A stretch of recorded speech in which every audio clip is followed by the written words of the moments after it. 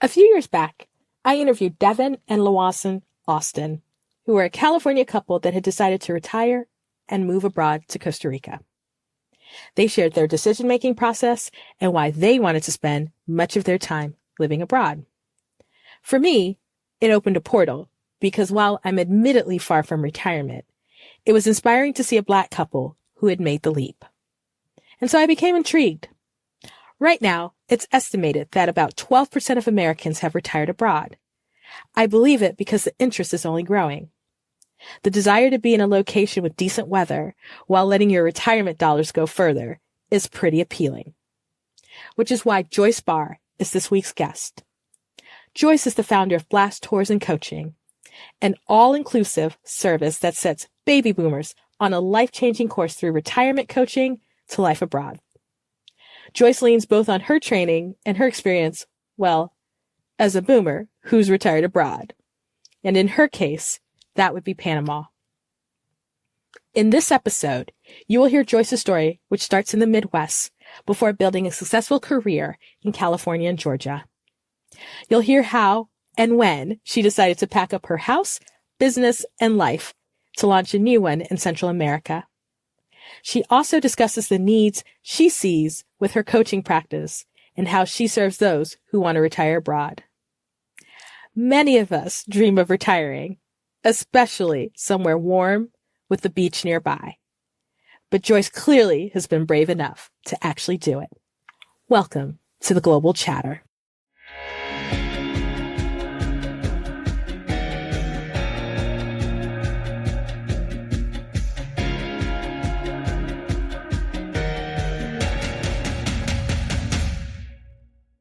All right, so you are listening to the latest episode of the Global Chatter podcast. And while you're listening and you're listening to this story, I know that some of you are going to start planning your own futures because if you heard from the intro, you know I've got one of my Black expat coaches, Joyce Barr, who's here, and I'm going to let her say hi in a moment.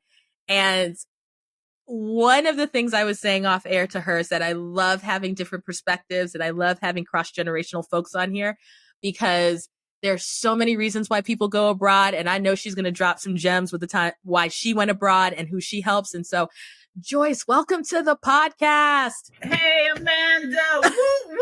I'm so happy to be here, girl, to share the word. Yes. She might be the hypest person I've had on here. And I've had some young people on here. I'm laughing. I get that. No, it's true. That. Like your energy, boy, you might be rivaling me. And I'm like, look, she ready. So whenever I start this, I like to give people just a location context. So for the people, let them know, where are you currently located? I am currently down under in the Isthmus land of Panama. Oh God. And I'm excited to find out how you got to Panama. And so we're going to get to that story. But before all of this, you clearly got an American accent. So tell me, where did you grow up? All right. So I got that Southern accent too, right? Really. Let's be real. I grew up in Chicago, graduated high school. But both my parents are Southern born. So I guess, I picked that up very, very naturally. Yeah. But yeah, I'm a city girl by heart. Spent a lot of time in the South. Yeah. So that really added, just regurgitated, and it got thick. And I'm in the South, so I'm like, What part of the South were your parents from? My mom, Arkansas, and my dad, Mississippi. So did you, and I feel like this is the story of many Black Americans where, especially if they grew up in the North and the Midwest and the cities, did you come down and visit family a lot as a kid, or did you visit grandparents or aunts or uncles, or not at all? Well, that's an interesting question because the furthest south that my family and I traveled, was we did try to go to Arkansas one time.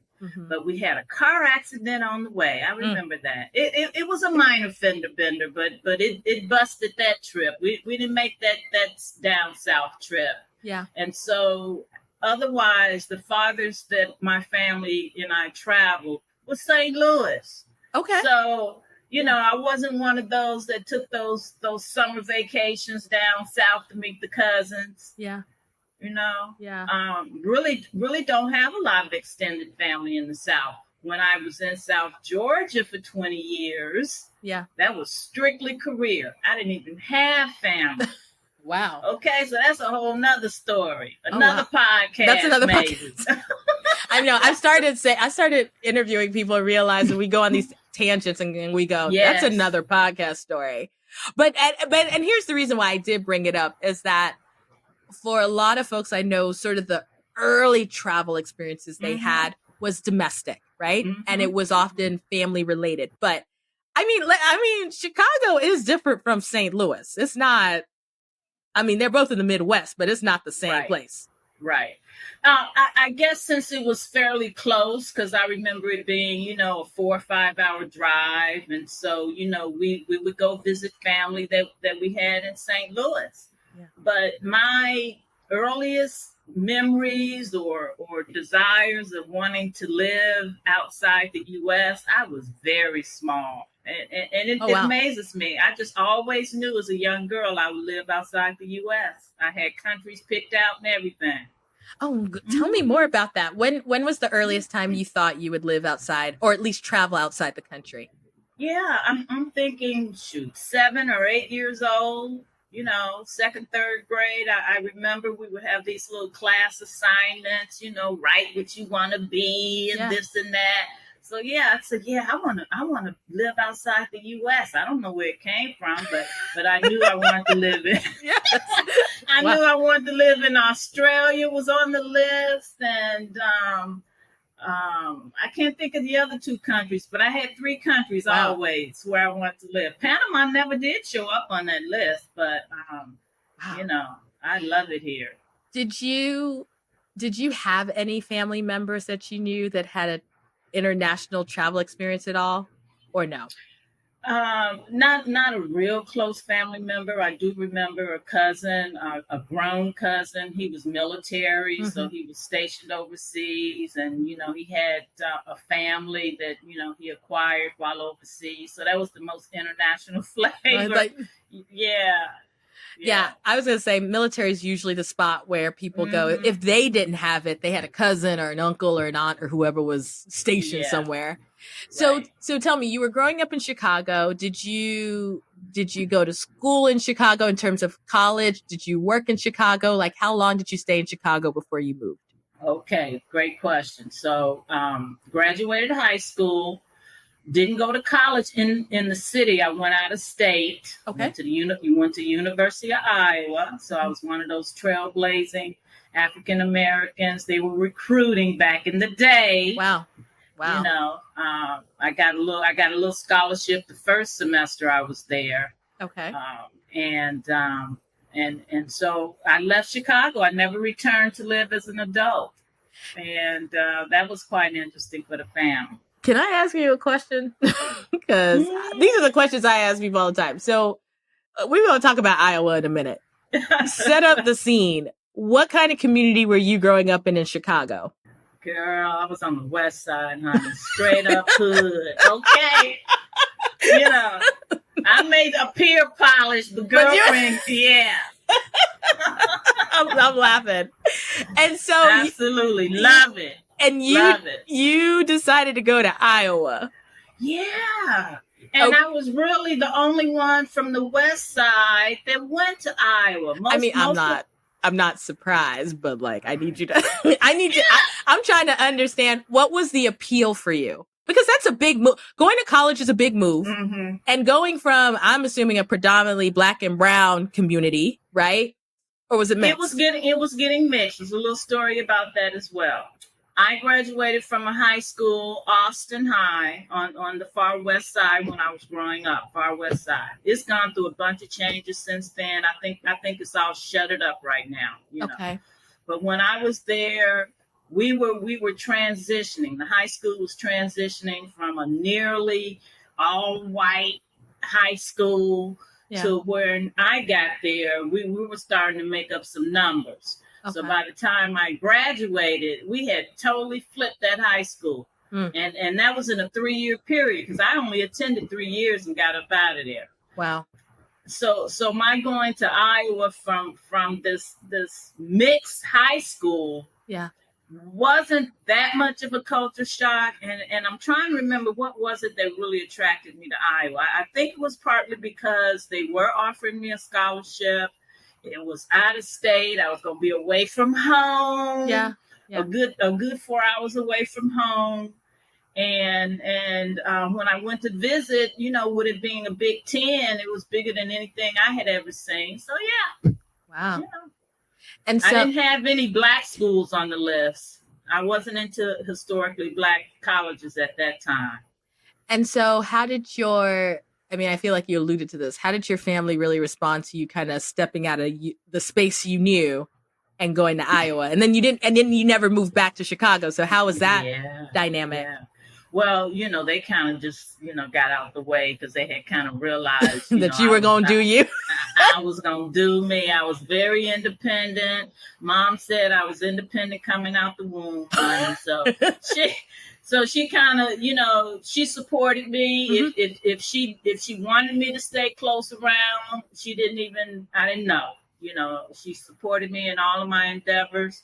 Unfortunately, she did not get to see me graduate college. And that was one of the reasons I didn't return home, so, just bittersweet, but, she saw me grown, but shortly before graduation, she passed on. So, yeah. What did you study at Iowa? English and political science and party. English, political science, and party. I was gonna say almost the same, but not the same. I was political science and sociology. That party was not. It's not that. What did you think you were gonna do with those degrees? What was your plans? Thought I was gonna go to law school. You said, that I mean, especially, that's the, obviously neither of us went. So, trying to get into pre-law at Iowa was more than a notion. I really felt, I liked the party a little bit more than I wanted to study for that pre-law. Fair. I did manage to graduate, 4.5 semesters, so that was pretty good, even with the party and whatnot that I was going through. I got out. You got out. Yeah, I got out respectable. And so I did pursue, once I graduated from Iowa, I went west. Like I said, I didn't go back to Chicago, so I went west to Hollywood. I went west to L.A., what were you for a couple of reasons. I want to hear them, actually. Yeah, a couple of reasons. Number one, that's where all of my mom's family, her sisters, and my first cousins, and the bulk of my extended family, they were in LA, in California. Wow. Okay. And then also during my tenure at Iowa, I was dubbed the Hollywood. I was dubbed Campus Hollywood because of the party lifestyle. So I said, well, let me go to Hollywood. Wow. with the shades and all, girl. Those days. It was the days. So what did you? So you get to LA. What was your plan? And you may not have had a plan, but what were you trying to do out there? Just be? I was just being. I graduated school. I got out of that, tough situation at Iowa. Even though I had fun, it was a tough situation. We were a small group of minorities on campus back in the mid 70s, because I graduated in 77. I went from 74 to 73 to 77.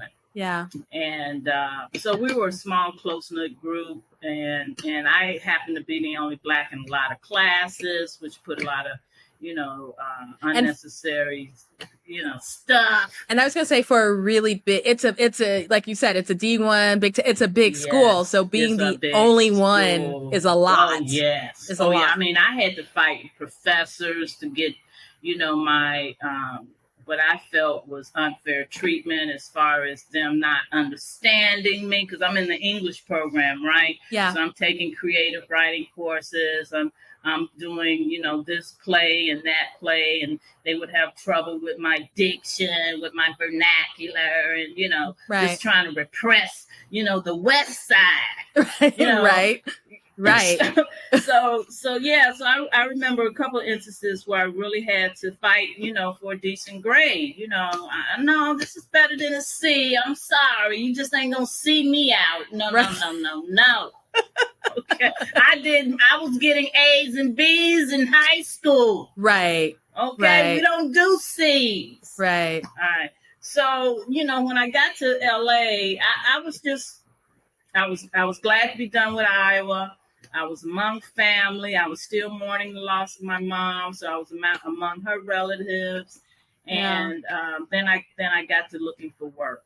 So I was just very business minded about that, and because I didn't want to live on my auntie's couch for too long, so I had to hurry up and get some work done, get my place. Right? Because you ain't got to go home, but you can't stay here forever, at least on this couch. So, so tell me, what does a young person in the late 70s, mid-late 70s do in LA when what work did you find? Like, what is it that you ended up doing? Yeah, I ended up starting out as a legal secretary.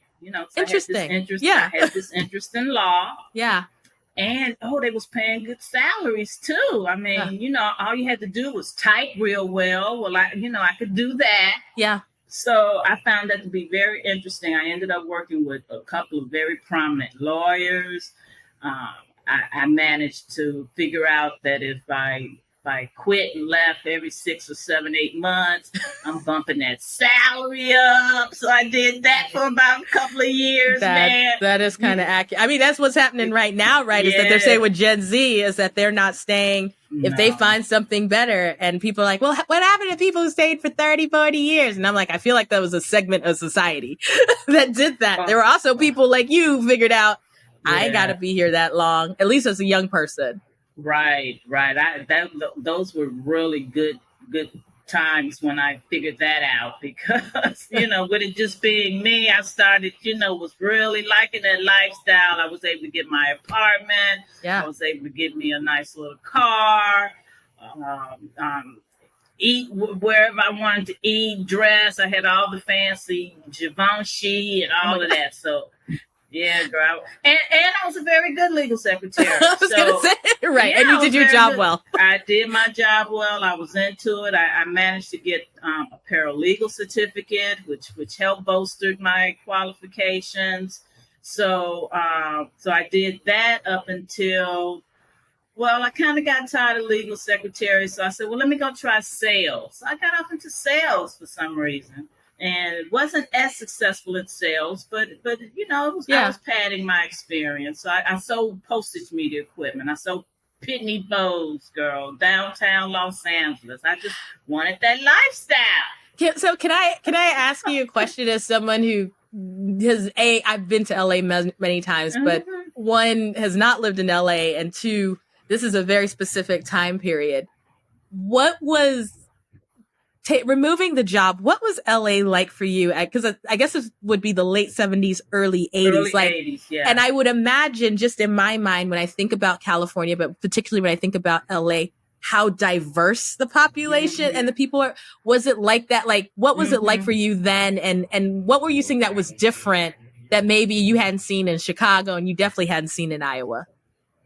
Right. Well, at that time, LA was just popping. That's where everybody wanted to be. That's why I was there. I had cousins that were somewhat into the scene.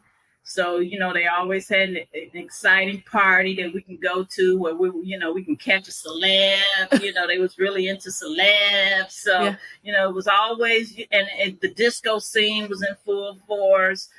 Flash dance, we was just always out popping and partying. So, those were good times, but, it was frenetic.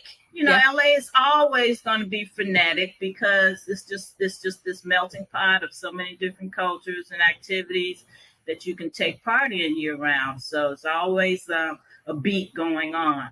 Now, Chicago was a little bit more, not quite as much, because, you know, during the winter times, you huddled up somewhere. Because, Right. you know, I remember partying in high school, trying to come home from them parties, man.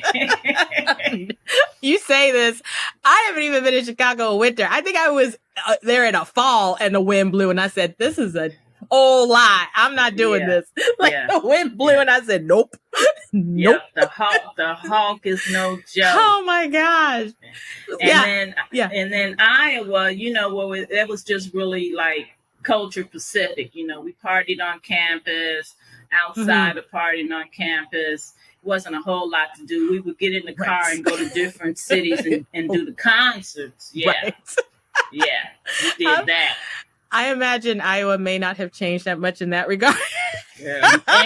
I think it's not as good as it was when I was going there. Oh no. When we were trailblazing. Yeah. Okay. That's true.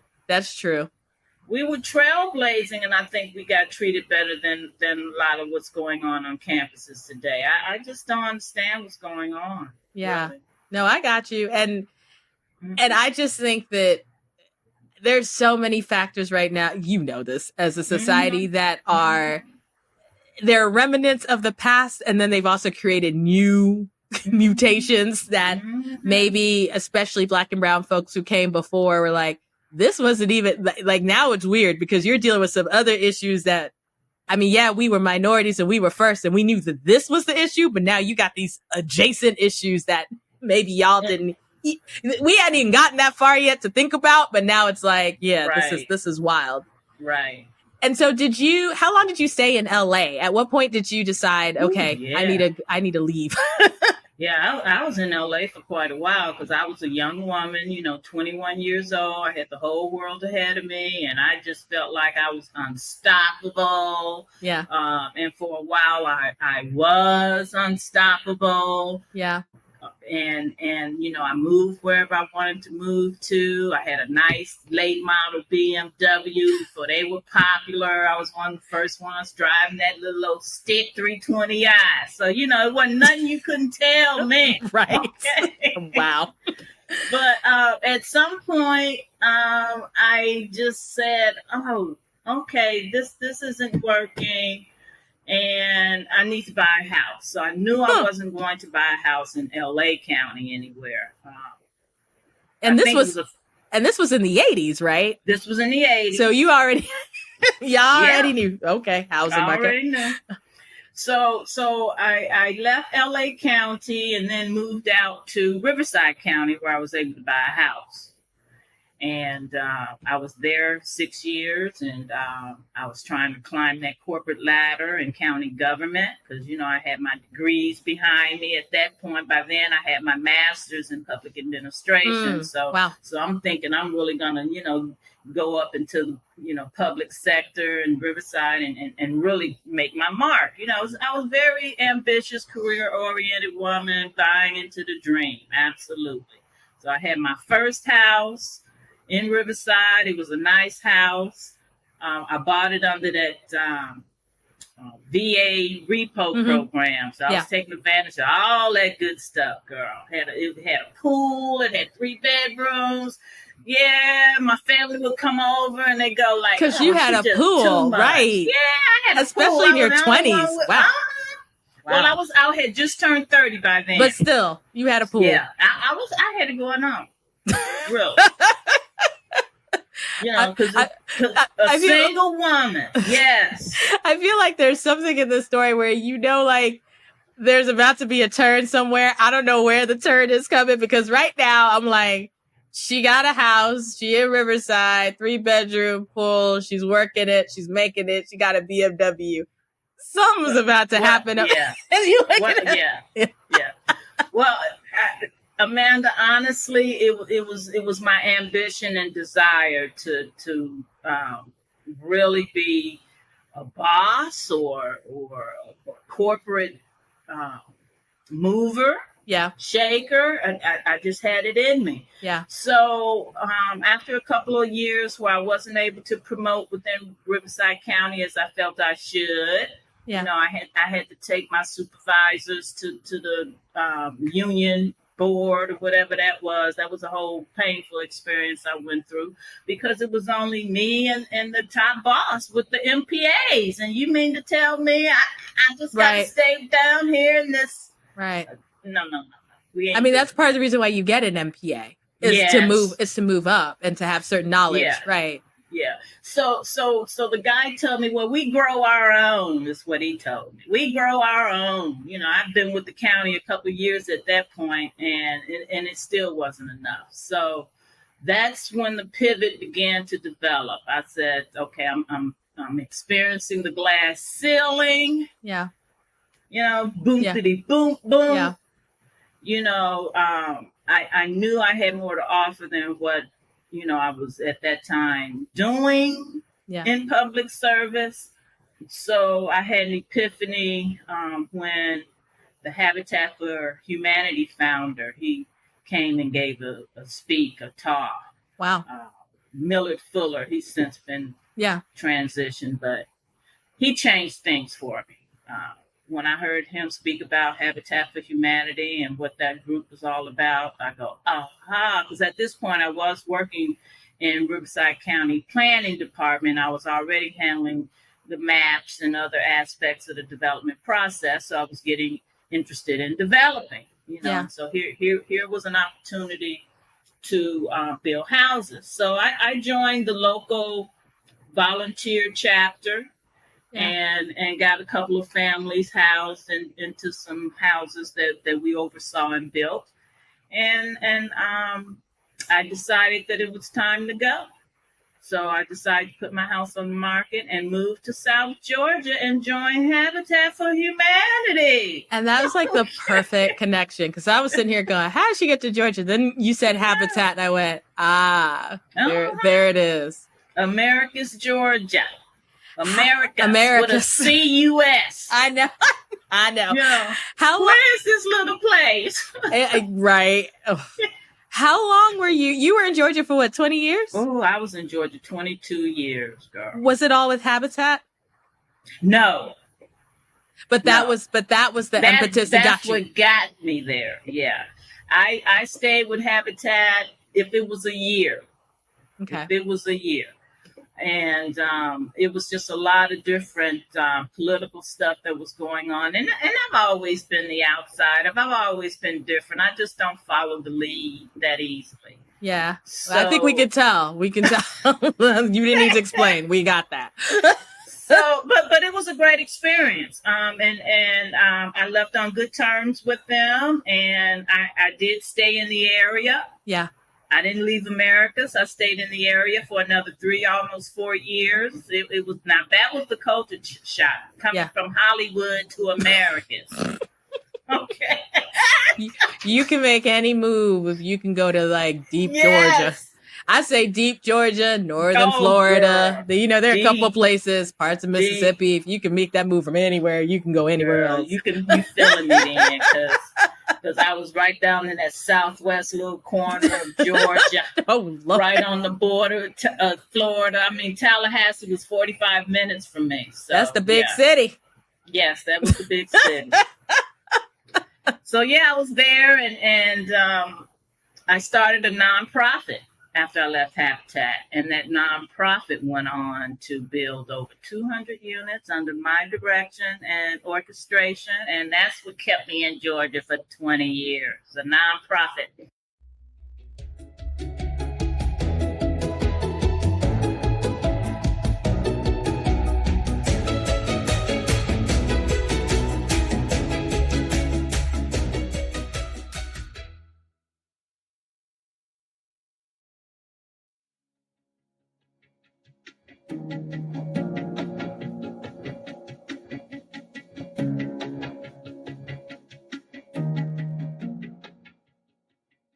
So we're back from the break, and, you know, obviously you just heard Joyce talk about how she got to South Georgia, and I was asking her off the air, because first of all, for someone to willingly move to South Georgia, and this is not a knock on Georgia, but It's not Atlanta. It's just like when people think about Florida who don't live in Florida and they think Miami, but then you like, yeah, but there's all this stuff above the panhandle, right?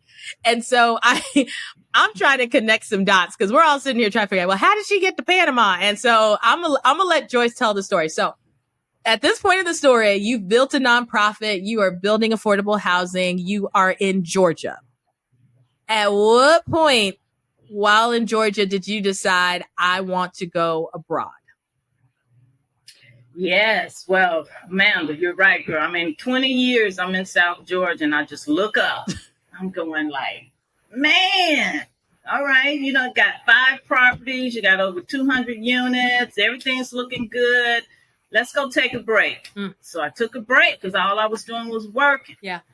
And somehow I got interested in foreign locations. And so I did this seminar with Live and Invest overseas because I'm not really knowing anything. So I subscribed to one of their magazines. I ended up going on one of their little presentations. It was in Nashville. So I drove up to Nashville to do that. And then they were having a trip to Panama. So I signed up because it just sounded so good. Yeah. So this was like 2014, like 2 years before I actually, took off. Yeah. So I came down to Panama in 2014. It was like a little respite away from all the hard work that I had been doing. I was still able to keep an eye on the properties because I had cameras on all the properties. So I was literally, able to, literally, okay. pull them up on the computer and see what was going on. But I spent 6 weeks doing, let's see if this will work for me, Panama. That was the year when President Obama came. I was in Panama when he came that year, when they had the conference, the Latin American conference or whatever that was. So I enjoyed that visit. I get back to the States and I'm still working. And then I'm coming to find out that, the very little support that I had, I wasn't even getting that. So one of my favorite mottos was take your best shot. I'm still going to be here.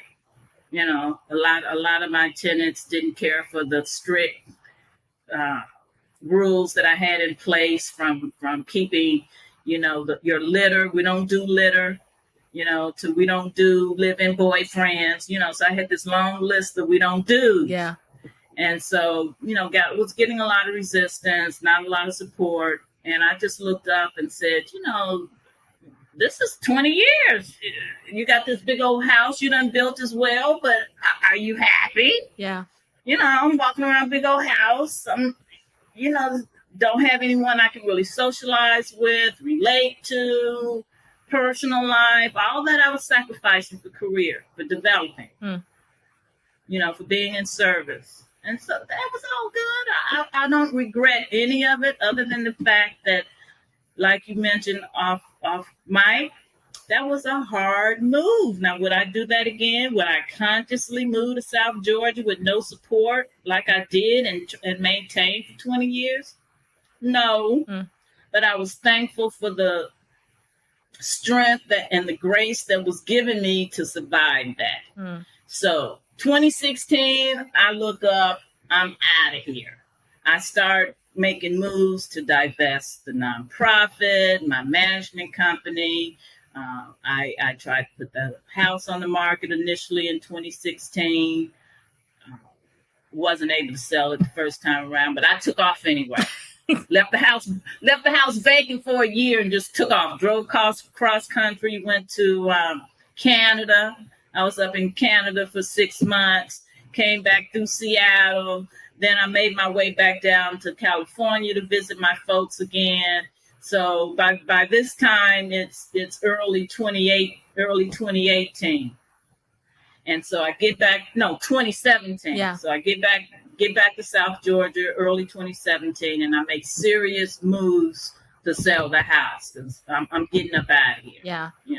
So for that last year, I was in South Georgia, but I was no longer the landlord. I was no longer the employer. I was stealth. I was incognito. I didn't even want to go to the supermarket unless somebody saw me. Oh my gosh.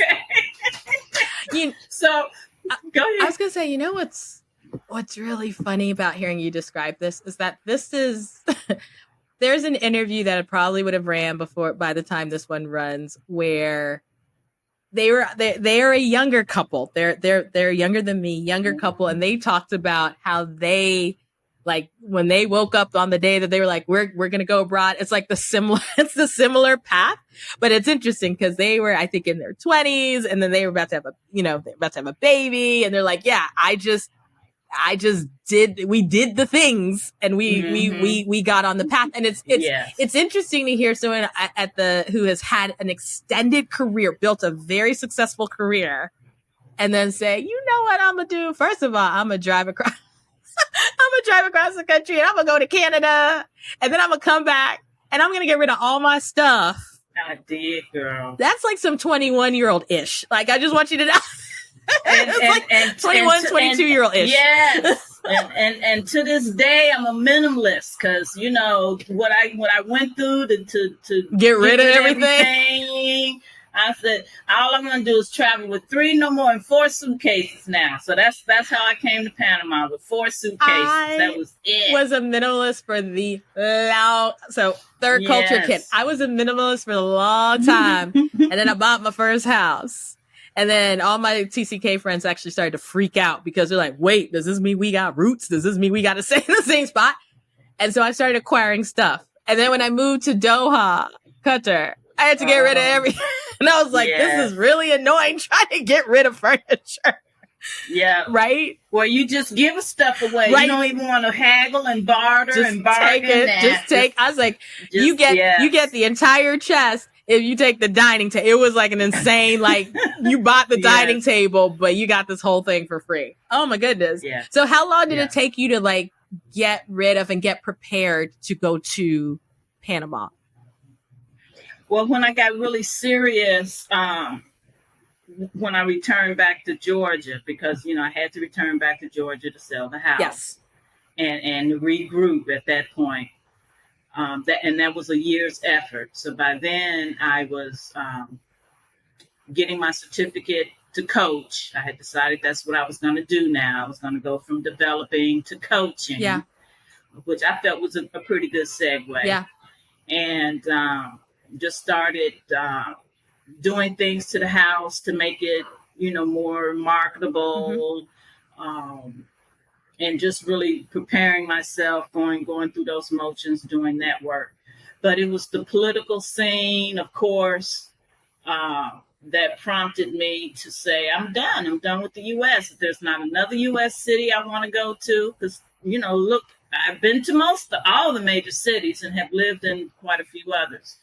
So I said, okay, I'm going to Panama. I really like Panama. I had also looked at Belize. I had looked at Portugal, but Panama for me was checking all of the right boxes. They have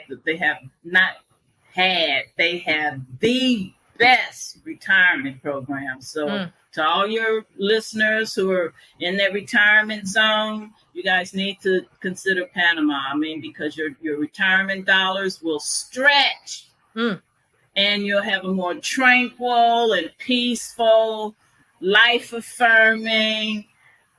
Okay. Yeah. I mean, this is what I experienced here in Panama. My motto on my Facebook page is peaceful in Panama, honey. This boomer had to blast. I had to get out. So let's talk about this. So as, you know, as people think about retirement, right? And probably one of the biggest concerns, I mean, one of the things you plan for, hopefully, is the financial piece, right? To be able to have the funds and to be able to have the kind of life you want in retirement, irrespective of where you live, right? That don't matter whether you're in Panama, the States, whatever. Like, for you, what did the planning look like? Like, because you mentioned 3 distinct countries, right? So you looked at Belize, you looked at Panama, you looked at Portugal. Was kind of the early step for you to look at was, what's my money? What are my assets? What do I have? And to figure out, based on the quality of life you wanted, what countries would fit in that? Or was it for you, you went to Panama and you already kind of felt immediately that was a place that your money could go further and you could live a life there? Right, the latter, or even Belize, but because Belize was a close second. But I felt I really didn't have resources enough to allow me to live as comfortably in Belize as I would in Panama. But since it's just me being single and with my history of easy come, easy go. Yeah. Remember as a legal secretary back in the day, if everybody needed more cash, I just went and got me a higher paying job. Right. No, totally. So yeah, so I've always been very cavalier about my finances, but with it being just me, it has always worked out.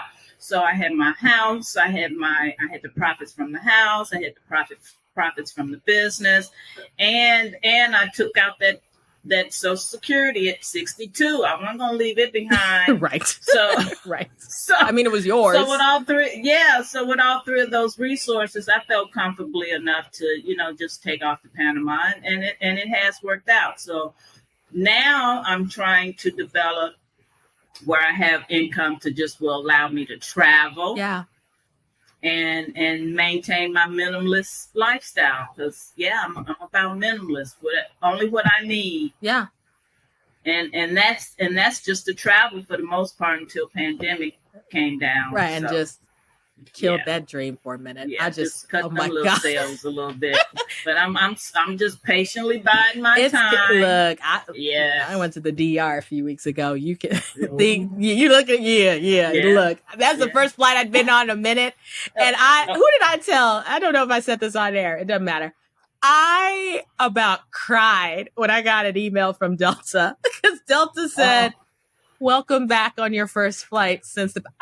I was like, see, this is why I'm a member of the Sky Mouse. Yeah.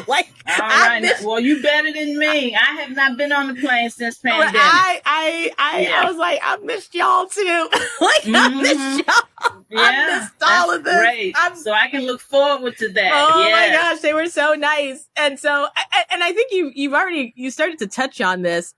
You are a coach. And so it looks like you what I love is that I feel like you're diversified your income too, right? Because it looks like there are new things that you're doing now that are different than what you did in your main career for a long time. And so what made you make the shift into coaching? Well, I made the shift into coaching when I was still in the States, because even though I had walked away from development, I wasn't really ready to just say I was retired. No, because that's never really been a word in my vocabulary. I always felt, and still do, that I will be in service until, I'm no longer able to do anything. Gotcha. But as long as I can do something, I'm going to be in service. So right now, that's serving through a digital nomad type format. Yes, I'm a digital nomad. Panama allows for online income. It's your income, honey. They don't, they don't care. It's just they yours. Don't care. So that works for me. So I've developed an online coaching program, and I also provide look-see tours for those who really, want to come check Panama out. So that's how I'm starting. It's been up about a year now. It's called Blast. Yeah. BLAST, tours and coaching. And so the tours is specific to Panama right now, but I can coach you to go anywhere your international location that you prefer. And I first of all, I love the fact that you have embraced the digital nomad label, because once again, when we think about who a digital nomad is, right? Almost always we tend to think somebody in their 20s and of a certain age or whatever. And as I said to someone the other day, there are people who are single. There are people with kids. There are families. There are retirees. There are people who worked 3 careers. Mm-hmm. And now, anyone can be a digital nomad if you know what your niche is. I always have to say that caveat because it's not easy. But you can do it. And so, that's super wild, though. I love it. I'm just like, she a digital nomad. I'm like, look, I bet you. And I bet that's not something people would necessarily think if they didn't know you, but that is what you do. And so what is it that I imagine, and I'm not saying that this is all of your clientele or who you target, but do you get a portion of your clientele that are retirees or people who are thinking or close to that stage? Absolutely. That's my ideal client. That's my niche. Yeah. I'm that ideal client. You know, that's where my expertise reigns. So that's the secret to my success in terms of coaching. You know, I have to coach with I like to use the phrase undeniable authority, taking that from one of my mentors. Yeah. You know, coach what you know. So I'm a single female boomer who's been career oriented her whole life, to the point she sacrificed family and a personal life to some extent. And so I was of a time where, you know I'm not the only one. There were many of us taking that route where we felt we didn't have to go to college to find a husband. We didn't necessarily have to have a husband to have the life that we wanted. If we wanted to pursue a career, well, then that was going to be the foremost goal that we were after. That was me. And so even during those 20-something years I'm in South Georgia, critical time, my early 40s to early 60s, I just had my head and nose to the grindstone. Yeah. And I look up and I go, okay, you done been on the grind 40 plus years. And honestly, where is it you want to go and now semi-retire? Where is it now that you want to go and try to chill back and relax and not work so hard? Yeah. And there wasn't a place in the U.S. that came to mind. And more so because I really couldn't afford it. Yeah, I mean, I had a few dollars saved up, but it wasn't going to last me a lifetime at the comfortable lifestyle that I had grown to, that I had grown used to and had cultivated for myself. Yeah. So that's when living abroad really became an option, because researching, you find these gorgeous spots where you can live affordable on the beach. What we would spend in monthly rent, that could take care of all of your monthly expenses. Right. There's something I want to say, but I'm not going to say because then everybody going to run there. So let me just say, I understand what you're talking about. Yeah. That's all I'm going to say. And there's plenty of places, not just Panama, not just maybe Portugal or Ecuador. You hear a lot about these places, Colombia, and all these places are great places where you can live better for less. Yeah. And what do you find? I like to ask this of coaches particularly, like when you're coaching a client, right?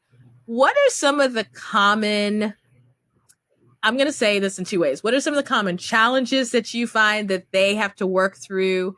Or what are some of the obstacles that they need to think about if they want to go abroad? Like, because this is what I find doing the Black Expat is that, and people have heard me say this ad nauseum, but there is the picturesque, ideal Instagram, and then there's the day to day, right? Like in terms of, and this is for any location, right? Mm-hmm. So it's just like you could be, I live in London and I'm taking a picture in front of Kensington Palace, but then there's the reality of just trying to navigate maybe the British system, and it's something you don't understand.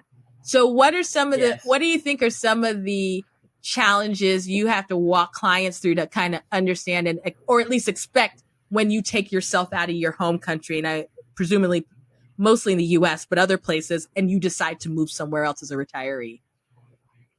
Yeah, well, pre-move, I find my biggest challenges is the mindset that a lot of us as Black Americans feel that, there's no other place than the U.S. We just refuse to think outside the box, think outside our comfort zone. Even when or have family members, like my family, for instance, they're not interested in hearing about my experiences, because they know that then they're going to wish, they had the courage and the mindset to just say, dang, the U.S. ain't all of this bag of chips. Right. Well, hey, I got open eyes. So from the early 60s to 2016, I'm going, no. This ain't working for me. Right. I need to take my little coins and go somewhere that I can make it work for me. So the mindset is one of the challenges on the pre-move.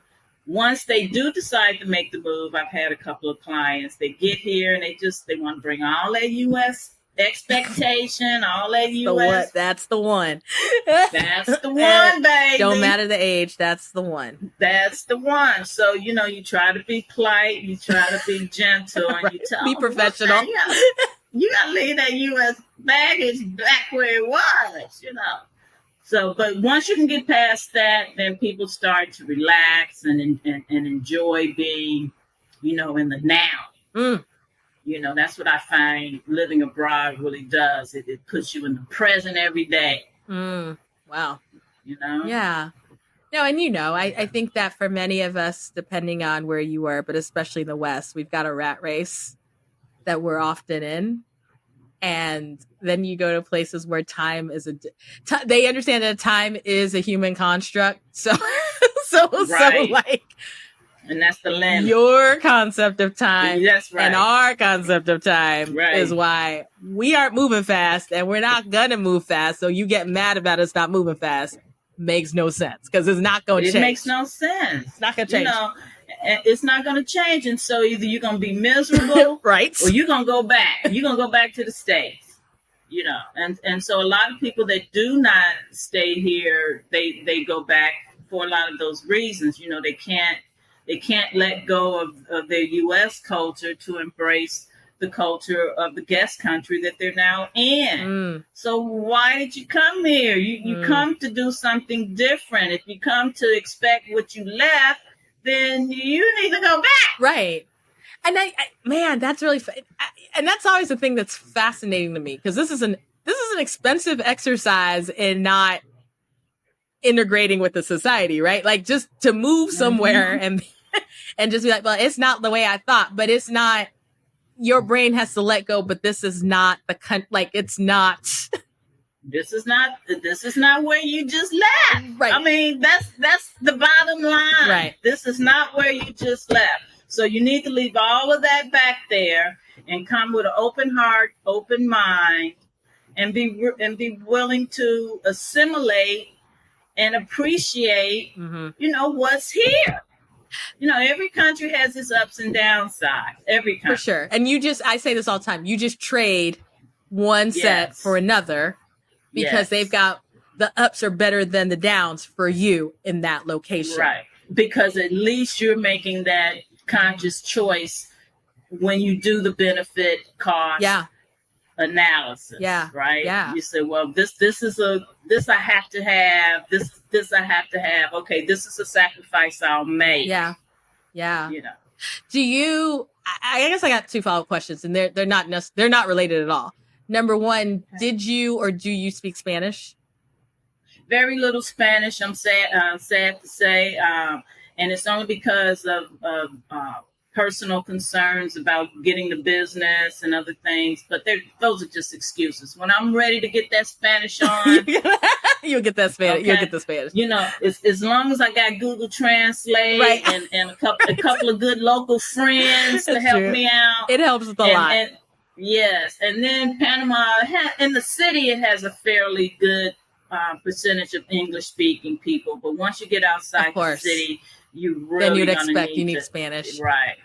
But I would certainly recommend going up on that Spanish. And I was going to say for you, just in terms of how you have a sense of community and where you've been, is your community right now mostly Panamanians? Is it a mix of expats and Panamanians? Is it mostly expats? Like what's your kind of social circle looking like? That's a great question. Yeah. Great question. So right now, my circle composes of a little bit of each. Locals, I'm always trying to incorporate more locals into my circle because that's just, the way I want to spend my lifestyle here. Expats, sure. I have a couple of good expat acquaintances that we're working together and we collaborate on. But generally, I try to avoid the expat communities in terms of. I got a friend. I'm not going to put her on blast, though. But I'm going to tell her after this interview. Yes, go say what it is that you need to say. Yeah.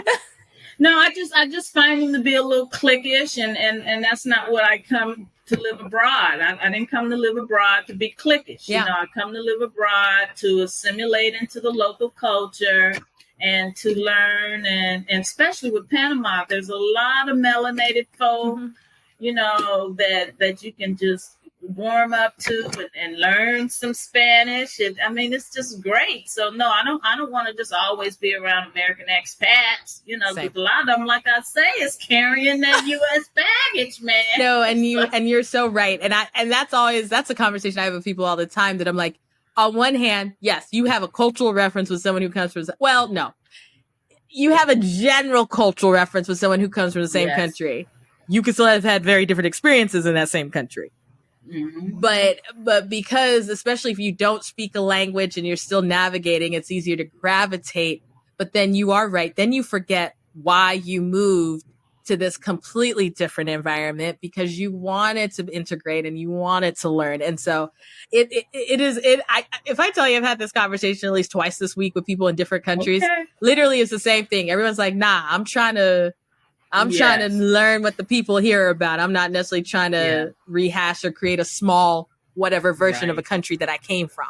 So now, if you're lucky enough to come across a couple of like-minded individuals like you, then it's comforting. Absolutely, you know, absolutely. Yes. But a lot of people are not like-minded. I'm gonna leave that at that. No. Yes.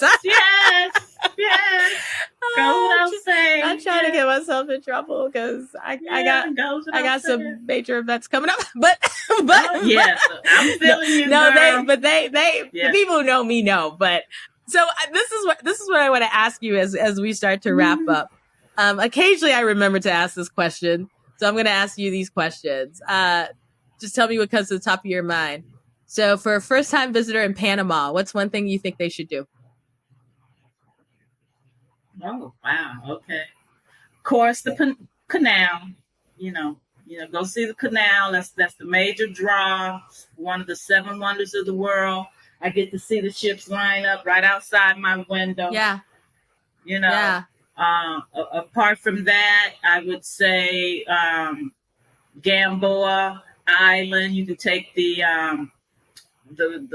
trolley and go through the rainforest and catch all the nature and all. That's just a beautiful excursion. It's a lot of great excursions. But Panama Canal, Gamboa Resort Island, and then head to the beaches, babe. Of course. Number 2. There are only 3 questions. Because I'm a foodie. What's one dish, food item, or something you should eat while you're in Panama? Ceviche. Yeah, of course. They make great ceviche. Mm-hmm.